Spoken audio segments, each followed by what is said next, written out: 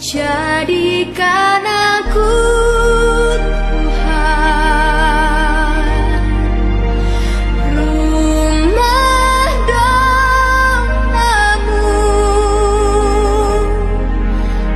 Dua orang berkumpul dalam namanya, Yesus pasti hadir di tengah mereka. Bila dua orang bersehati dan sepakat, minta apa saja pasti Dia beri. Itulah janji Tuhan bagi orang percaya yang hanya berharap kepadanya. Pasti ada kesukaan di dalam hidupnya, berkemenangan dan berkelimpahan. Oke, sekali lagi ya. Bila dua orang berkumpul dalam namanya, Yesus pasti hadir di tengah mereka. Bila dua orang bersehati dan sepakat, minta apa saja pasti Dia beri. Itulah janji Tuhan bagi orang percaya yang hanya berharap kepadanya. Pasti ada kesukaan di dalam hidupnya, berkemenangan dan berkelimpahan. Refnya, itulah janji Tuhan bagi orang percaya yang hanya berharap kepadanya. Pasti ada kesukaan di dalam hidupnya, berkemenangan dan berkelimpahan. Amin. Berkemenangan dan berkelimpahan. Yang sehati, sepikir, sepakat di dalam Tuhan, itu Tuhan hadir. Ya, baik dalam keluarga, terus juga di persekutuan-persekutuan. Nah, termasuk kita seperti ini, walaupun jauh, tetapi sepakat, sehati, sepikir. Ya. Nah, kita juga dengan Tuhan ini harus bisa nangkap isi hati Tuhan. Karena kalau bisa nangkap isi hati Tuhan, artinya kita menyatu, sepakat dengan Dia, apapun keadaannya. Itu kenapa kita harus bersyukur. Bersyukur itu artinya setuju dengan setiap kehendak Tuhan, setuju dengan setiap rencana Tuhan. Makanya ada kuasa dalam ucapan syukur, ada mujizat dalam ucapan syukur. Nah, ini yang sudah sering kita dengar ya. Nah, terus kita akan sama-sama belajar. Nah, kalau kita sudah dipanggil, sudah diselamatkan, terima karya salib, ya, terima penebusan. Nah, terus apa rencana Tuhan dalam hidup kita? Nah, coba kita baca di Yohanes 20, Injil Yohanes 20.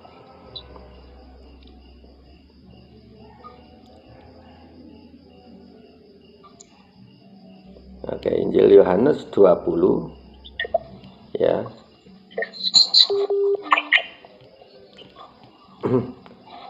Yang judulnya Yesus menampakkan diri kepada murid-muridnya. Injil Yohanes 20 ayat 19. Oke, saya bacakan ya. Ketika hari sudah malam pada hari pertama minggu itu, berkumpullah murid-murid Yesus di suatu tempat dengan pintu-pintu yang terkunci, karena mereka takut kepada orang-orang Yahudi. Pada waktu itu datanglah Yesus dan berdiri di tengah-tengah mereka dan berkata, "Damai sejahtera bagi kamu." Dan sesudah berkata demikian, ia menunjukkan tangannya dan lambungnya kepada mereka. Murid-muridnya itu bersukacita ketika mereka melihat Tuhan. Maka kata Yesus sekali lagi, "Damai sejahtera bagi kamu. Sama seperti Bapa mengutus aku, demikian juga sekarang aku mengutus kamu." Dan sesudah berkata demikian, ia mengembusi mereka dan berkata, "Terimalah Roh Kudus. Ya. Jika kamu mengampuni dosa, dosanya diampuni. Dan jika kamu menyatakan dosa tetap ada, dosanya tetap ada." Amin ya.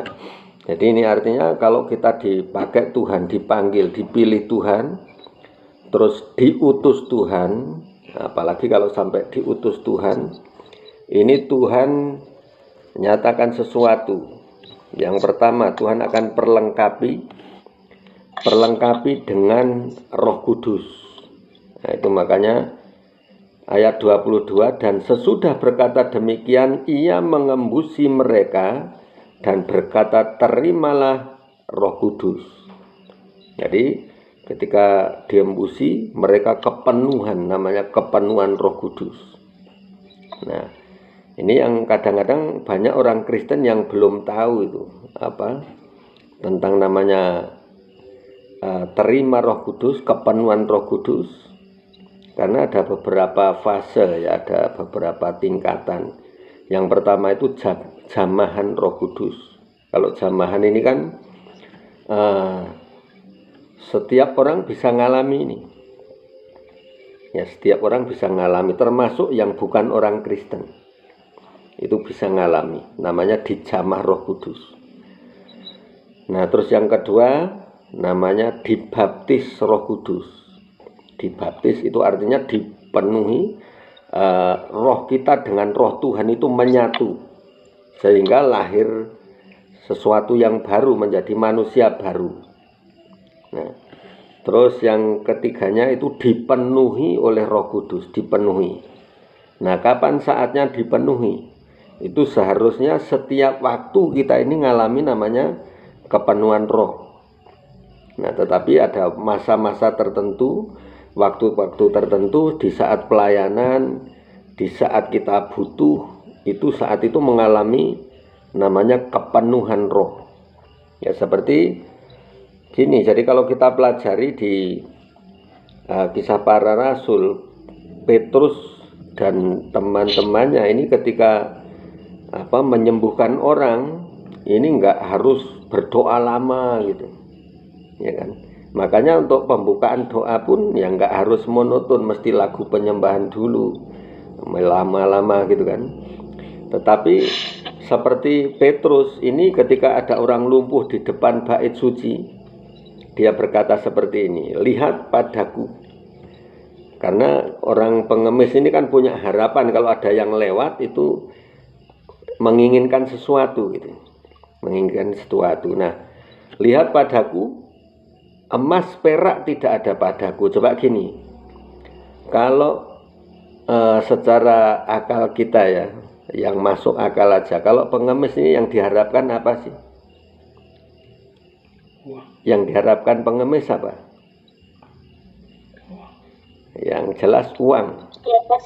Ya, uang. Nah, uang besar atau uang kecil?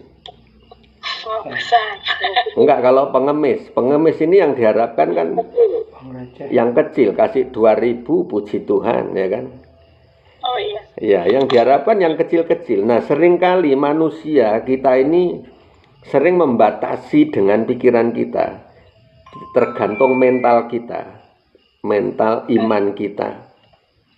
Mau mengharap yang besar atau yang kecil, nah ini, ya kan? Nah, makanya gini, ketika Petrus datang itu, kok perkataannya emas perak tidak ada padaku, padahal pengemis nggak mungkin loh langsung minta emasnya, sedekah minta emas. Ya kan nggak mungkin sebenarnya. Nah, tetapi itu mengangkat apa?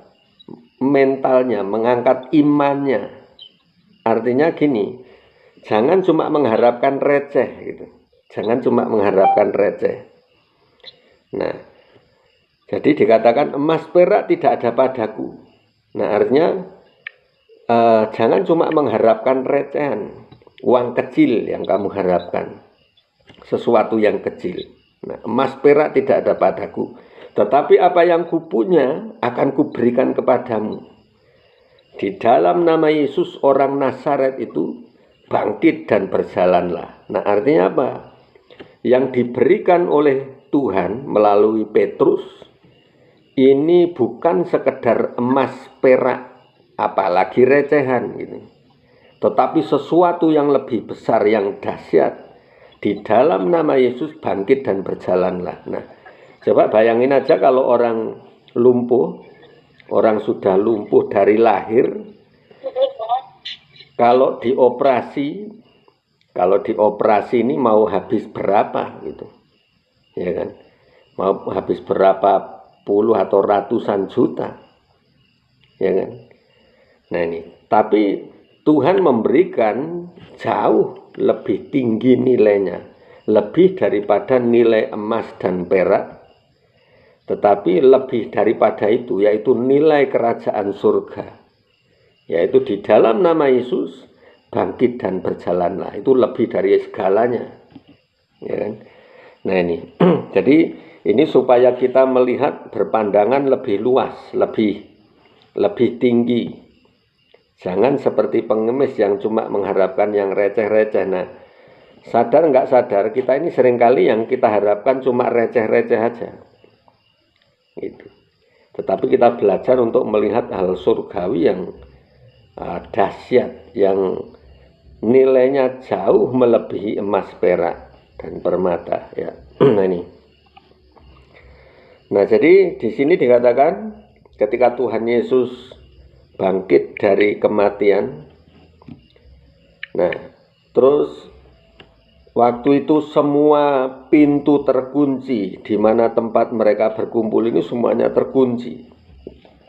Ya, yang besar terjadi tembok-tembok, pintu-pintu terkunci, tetapi Tuhan bisa masuk.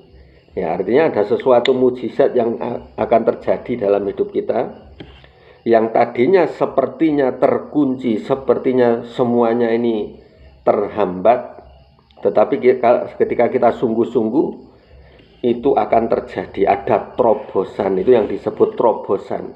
Tuhan Yesus masuk di tempat yang terkunci, itu kan namanya terobosan. Nah, kita akan mengalami yang namanya terobosan baru dalam hidup kita, ya. Nah ini, terus ketika Tuhan Yesus masuk, pada waktu itu datanglah Yesus dan berdiri di tengah-tengah mereka dan berkata, jadi kedatangan Tuhan itu seperti lagu pertama tadi, bila 2-3 orang berkumpul sepakat dalam namaku, aku ada, aku datang, ya kan? Nah ini datang di tengah-tengah mereka. Nah seperti kita saat ini, nah berkumpul sepakat, apakah harus pas doa penyembahan? Belum tentu juga. Ketika kita berbicara, kita ngobrol, kita sharing firman, saat itulah hati kita menyatu, roh kita menyatu, di situ Tuhan hadir. Ya. Terus dikatakan damai sejahtera bagi kamu. Artinya kedatangan Tuhan itu selalu membawa damai sejahtera. Ada berkat damai sejahtera. Walaupun situasinya ini sedang mencekam, walaupun situasinya sedang menakutkan, tetapi Tuhan datang membawa damai sejahtera. Nah itu beda dengan iblis loh ya. Iblis kalau di Yohanes 10, iblis datang untuk mencuri, membunuh dan membinasakan. Mencuri, membunuh dan membinasakan. Pasti datangnya ini dengan suasana yang mencekam, suasana yang menakutkan, suasana yang penuh kecurigaan, Namanya ada pencuri kan penuh kecurigaan, ada suara apa dikit curiga ya kan. Nah, penuh kecurigaan, penuh tanda tanya. Nah ini iblis datang untuk mencuri, membunuh, membinasakan, lebih menakutkan lagi. Ya ini ya. Tetapi aku datang supaya mereka memperoleh hidup dan hidup di dalam kelimpahan. Amin. Nah ini. Jadi kalau Tuhan datang itu supaya kita memperoleh hidup, hidup itu di dalam kelimpahan. Ya, sebenarnya Tuhan nggak menginginkan ada kekurangan, ada ada kesesakan, tetapi Tuhan mau kita semua ini memperoleh kelimpahan. Nah, cuma jangan disalah artikan. Kelimpahan ini bukan berarti terus kaya raya gitu. Ya kan, bukan yang kaya raya terus berkelimang harta, bukan yang itu yang dimaksud. Ya bukan berarti nggak boleh kaya juga. Orang Kristen pun boleh kaya, tetapi bukan itu tujuannya gitu ya. Nah, terus dan sesudah berkata demikian, ia menunjukkan tangannya dan lambungnya kepada mereka. Murid-murid itu bersuka cita ketika mereka melihat Tuhan. Dan ini membuktikan gini loh, banyak orang di luar sana, pengajaran-pengajaran di luar sana yang mengatakan bahwa Yesus tidak mati disalib, dia diserupakan, yang dibunuh itu Yudas Iskariot, ya kan, yang diserupakan dengan Yesus, wajahnya serupa gitu. Nah ini dibuktikan karena banyak saksi di situ, banyak saksi bahwa Yesus menunjukkan tangannya. Bukan sekedar ini aku datang, ini bekas lubang pakunya, menunjukkan lambungnya, ini yang bekas ditikam tombak. Nah, ini ditunjukkan semua ya. Nah, mereka bersuka cita ketika mereka melihat Tuhan. Maka kata Yesus sekali lagi, damai sejahtera bagi kamu. Nah, ini yang penting untuk kita. Sama seperti Bapa mengutus aku, demikian juga sekarang aku mengutus kamu. Itulah tujuan Tuhan panggil kita. Ya, ini seperti Bapa mengutus aku, demikian juga sekarang aku mengutus kamu. Artinya kita semua siap diutus Tuhan. Amin. Siap dipakai Tuhan. Nah, itu ya. Kalau siap, ini akan terjadi dalam hidup kita. Tuhan akan perlengkapi. Karena Tuhan kalau mengutus bukan cuma-cuma gitu, disuruh pergi gitu aja, tetapi diperlengkapi. Nah ini ya ayat 22. Dan sesudah berkata demikian, ia mengembusi mereka dengan dan berkata, terimalah Roh Kudus. Terimalah Roh Kudus. Nah ini kalau di Kisah Para Rasul 1 ayat 8 dikatakan, kamu akan menerima kuasa ketika Roh Kudus turun ke atas kamu. Ya, kamu akan menerima kuasa. Ya, kan kepada orang Israel kepada ini di kitab Joel. Kitab Joel ini berkata seperti ini. Sebelum kedatangan Tuhan, aku akan mengadakan tanda-tanda mujizat di langit, ya kan, di langit dan di bumi. Nah, ini sesuatu kegemparan terjadi, ledakan terjadi, ini ada kuasa yang dinyatakan. Ya, dikatakan bahwa teruna-terunamu akan mendapat penglihatan-penglihatan, orang-orang tuamu akan mendapat mimpi-mimpi. Nah ini waktunya kita sekarang untuk meraih itu semua, untuk diraih ya. Nah ini kuasa yang diberikan, otoritas yang besar yang diberikan seperti ini. Ayat 23, makanya kita nggak boleh sembrono ini. Jika kamu mengampuni, perhatikan ya ini, jika kamu mengampuni dosa orang, dosanya diampuni.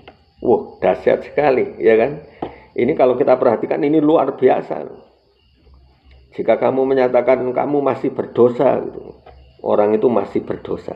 Tetapi jika kita mengatakan dosamu sudah diampuni, maka orang itu diampuni. Amin. Nah ini, jadi ada otoritas yang tinggi kepada anak-anak Tuhan, kepada hamba-hamba Tuhan. Ya, oke, saya kira ini kita akan sharing. Nah, ini untuk mendasari ya. Kita akan sharing bagaimana Tuhan memanggil. Mungkin kita sudah dapat panggilan tapi tidak paham atau bagaimana ya kan. Kita coba. Ada yang masih bingung juga, sudah diberi karunia juga masih bingung. Enggak mau jalan. Nah ini ada ini. Ini coba dari yang masih baru. Yang masih Di GBI ini masih baru. Jadi tiba-tiba itu Bapak Gembalanya pilih Lina untuk ikut pelayanan.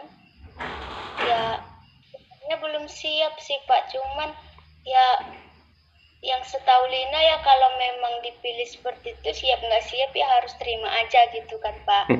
Ini Lina mauin gitu kan, Lina iya kan. Terus udah beberapa kali ikut pelayanan juga. Nah tiba suatu ketika waktu Lina ikut pelayanan itu, waktu saat ada di penyembahan itu, Lina dapat roh penglihatan itu bunga, tapi bunganya itu nggak terlalu mekar gitu Pak, nggak terlalu mekar. Terus pulang dari ibadah itu, Lina juga penyembahan juga di kamar kan, sebelum tidur, Lina itu lihat sosok laki-laki pakai jubah, tapi nggak jubah emas, jubah silver. Terus dia itu gagah bawa pedang gitu Pak. Cuman itu dia dikeliling sama cahaya, cahayanya itu terang, tapi di situ jiwa Lina merasa nggak takut Pak gitu, cuma merasa tenang aja, tenang kayak ada yang jaga gitu. Itu aja sih. itu aja, oke. Malaikat yang diperlihatkan Tuhan supaya kamu tidak takut apapun yang dihadapi. Ketika kita hidup benar di hadapan Tuhan, itu ada malaikat penjaga kita. Ya, jadi puji Tuhan kalau Lina sudah mulai dapat penglihatan, mulai dapat peneguhan-peneguhan, ya. Nah ini cuma mungkin masih bingung aja ini maksudnya apa gitu kan. Nah itu ya, jadi dipenuhi Roh Kudus. Nah siap ya kan. Kalau siap itu persiapkan hati, ya. Karena gini, jadi Roh Kudus akan diberikan sebanyak hati yang kita siapkan, ya, seluas hati yang kita siapkan. Nah, mau kuasa yang sebesar apa itu tergantung hati yang kita persiapkan. Nah, yang penting bagaimana kita mempersiapkan diri. Ini seperti murid-murid Tuhan Yesus harus menantikan di loteng Yerusalem. Nah, karena Tuhan katakan di Kisah Rasul 1 ayat 8, kamu akan menerima kuasa ketika Roh Kudus turun ke atas kamu. Nah, kuasa apa? Nah, ini coba nanti bisa baca sendiri kalau seperti Daniel, Rolina. Ini yang di Markus 16, tanda-tanda ini menyertai orang percaya. Mereka akan mengusir setan-setan demi namaku. Mereka akan berbicara dalam bahasa baru bagi mereka. Terus mereka akan menumpangkan tangan atas orang sakit itu akan sembuh. Amin. Percaya ini terjadi dalam hidupmu. Nah, kita akan ngalami, kita akan rasakan urapannya, ya. Ibuku, saat ku lemah, kau kuatku. Ku nyanyi haleluya,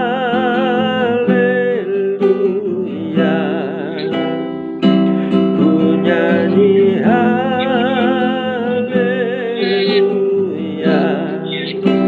Sungguh kau hebat, ajaib perkasa perbuatanmu.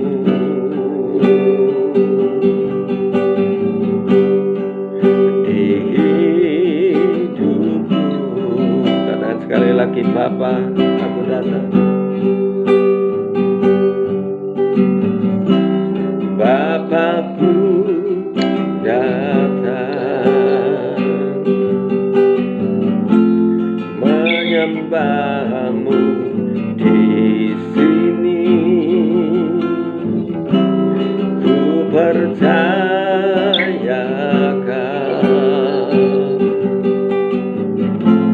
ada bagiku. Tak usah ku takut, sebab kau sertaku. Tak usah ku bimbang, kau di dalamku. Tak usah ku cemas, kau penghiburku. Saat ku lemah, kau kuatku. Nyanyi haleluya, amen, haleluya. Ku nyanyi haleluya. Sungguh kau hebat, ajaib perkasa perbuatanmu. Ku nyanyi haleluya.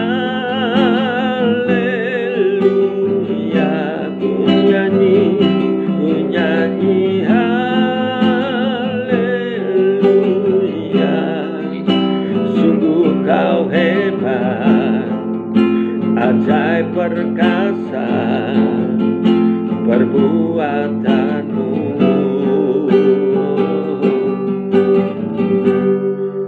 Di hidupku, haleluya, haleluya.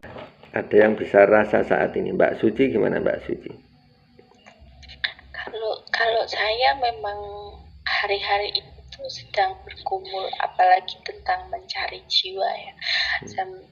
Saya terus minta petunjuk sama Tuhan. Banyak orang di luar sana yang perlu kita selamatkan gitu. Jadi saya ngerasa kalau hari ini bukan waktunya untuk kita itu memikirkan diri sendiri, mementingkan diri sendiri, apapun masalah kita, apapun pergumulan kita. Dan kalau kita itu bekerja di ladangnya Tuhan, itu semua masalah Tuhan, kayak seperti itu. Bagian kita cuma memenangkan banyak jiwa bagi hormat dan kemuliaan nama Tuhan. Dan tadi pas saya doa, saya cuma sering hati saya tanya, apakah saya mampu Tuhan, apakah saya bisa, apakah saya sanggup. Tapi ketika Tuhan yang milih, saya yakin kekuatan itu dari Tuhan. Nah, pas saya doa tadi, saya ngelihat cuma telinga, dan hatinya banyak telinga, banyak hati, ya seperti itu. Nah, saya berpikir kalau memang saya kadang-kadang hari-hari ini saya lihat seperti kemarin saya juga bertanya, apakah ini penglihatan saya benar dari Tuhan atau cuman sekedar bayangan yang melintas gitu. Tapi semakin saya ingin tahu, kayak seperti memang Tuhan tunjukkan gitu Pak. Nah, saya tadi lihat cuma banyak telinga, ternyata kita itu hanya untuk mendengar, kita seperti mungkin kita lagi ada temen gitu kan, mereka mau curhat, mereka mau apa, kayak saya ngerasa kayak seperti kasih telingamu kayak gitu. Seperti ada saya ngelihat hati gitu, yang kayak hati sama tangannya Tuhan itu, saya ngelihat hati di situ. Ketika saya ngelihat hati saya ini tadi itu tersentuh kayak seperti, ya hatimu ini loh, Tuhan itu sudah menganugerahkan hatinya sama kamu juga harus menganugerahkan hatimu itu sama orang lain yang kamu mau jangkau, mau bawa, kayak seperti itu. Saya ngerasanya seperti itu, makanya saya nggak tahan. Oke, luar biasa ya. Nah itu jadi pelayanan ini nggak harus khotbah terus, memang nggak harus menyampaikan sesuatu, tetapi dengan mendengar orang bisa puas, merasa terlayani, merasa lega. Itu pun pelayanan juga. Dan di mana orang bisa diterima perkataannya, curhatnya diterima, nah ini akan merasa nyaman, ya kan? Karena nggak semua orang loh betah mendengarkan. Saya aja banyak masalah kok dengerin masalah orang gitu kan.